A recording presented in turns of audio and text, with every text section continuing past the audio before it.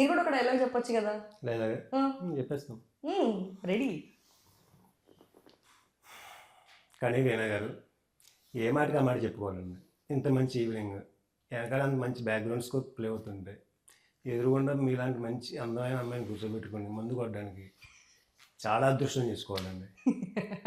అయితే అయింది కానీ తెచ్చిపోయిన పర్లేదండి. అది ఓకే, ఇప్పుడు నేను మిమ్మల్ని క్వశ్చన్ అడుగుతాను. ఇదే డైలాగ్ ఎందుకు చూస్ చేసుకున్నారు మీరు ఇప్పుడు చెప్పడానికి? అంటే నాకు చాలా ఇష్టం ఆ డైలాగ్. అంటే ఆ సీన్ ఇష్టమా లేకపోతే ఆ కాంటెక్స్ట్ ఇష్టమా? ఆ కాంటెక్స్ట్ ఇష్టం. ఆ కాంటెక్స్ట్ ఇష్టం. అంటే అబ్బాయి ఉంటుంది కదా, అంటే ఆయన్ని డిగ్రేడ్ చేసుకుంటా ఆ అమ్మాయిని పొగుడుతా ఆ డైలాగ్ ఉంటుంది కదా.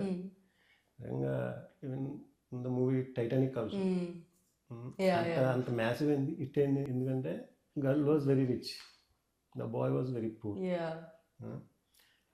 డిస్టెన్స్ ఉంటుంది కదా, అది వర్కౌట్ అవుతుంది అన్నమాట. ఈ డైలాగ్లో కూడా అలాగే ఆడికి ఏముండదు అక్కడ వెనకాల బ్యాక్గ్రౌండ్లో ఏముండదు. అందుకనే అది ఆ హైలో అలా చెప్తాడు.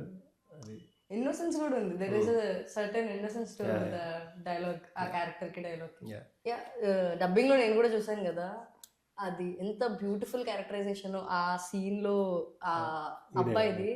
వెన్ హీస్ యాక్సెప్టింగ్ హిమ్సెల్ఫ్, తను ఏంటి అని అంటే ప్రతి ఒక్కరు ఏదో నేను నేను మనకు మించి మనల్ని ఎక్స్పెక్ట్ చేస్తాము, కానీ తను ఏంటి అన్ని తన తప్పులతో సహా, అంటే తనని తక్కువ చేసుకున్నా కూడా తను ఏంటో యాక్చువల్గా యాక్సెప్ట్ చేసి నేను ఇప్పుడు ఇలాంటి అమ్మాయితో కూర్చొని ఉన్నాను అంటే ఇదే నాకు చాలా పెద్ద అచీవ్మెంట్, అలాంటి ఒక ఫీలింగ్ ఏదైతే ఎక్స్ప్రెస్ చేస్తాడో, so it's a beautiful thing to watch. That's why I like that.